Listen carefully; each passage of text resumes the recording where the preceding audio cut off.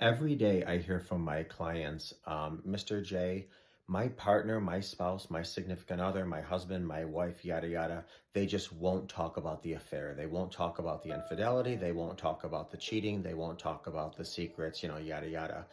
And one of the things that I say is, why don't you do a micro check-in? What is that? That is this. A lot of times people don't want to talk about things because they know it's going to wind up into a 3 hour long argument and, tension for the next few days. And who in the world is going to want to walk into the lion's den? But I get it. At the same token, you need to talk or you're going stir crazy. So how about these micro check-ins? What is that? You get together with your partner, your spouse, significant other, and say, listen, I need 4 to 15 minutes, and we'll put a timer on. And then you think about what exactly you need to say, think about what exactly you need to ask. You think about your boundaries, and then you share your boundaries. Before we have these conversations, could you please not shake your head no when I'm talking? Could you please not interrupt me?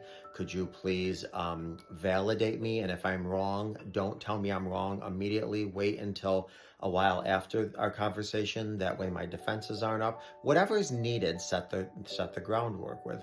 Make sure you're using I statements, not you. Make sure you're not asking questions like, how could you do this? Why could you do this? As opposed to simply just saying how I feel. When you did A, B, and C, I felt unlovable. I felt unworthy. I felt I had no value. I felt you didn't respect me.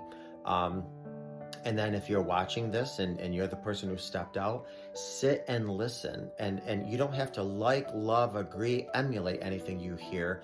Just share and take on their experience.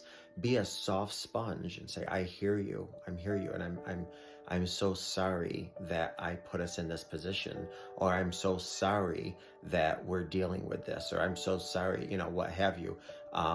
So a micro check-in doesn't have to be an hour long, 3 hours long, 10 hours long, where they're screaming and throwing things and hitting each other. Just like, I need to share with you how I feel. And the other person just sitting there and being a sponge, saying, I hear you, and I'm so sorry, and we're going to get through this. I'm doing my best, whatever. But then you have to leave it at that 4 minutes, that 5 minutes, that 10 minutes, that 15 minutes max. Because everybody has a capacity, everybody has a limit. And then if that goes well, then you can do another one very quickly, because both parties will be on board. The party talking will be like, wow, that was really good. That was very helpful. I want to do it again. The party listening to this was like, wow, I wasn't called names. I wasn't hit. I wasn't screamed at, no tension for days. I could do this again. So if you can't have these lengthy, long check-ins or conversations, do these micro check-ins. Hope it goes well.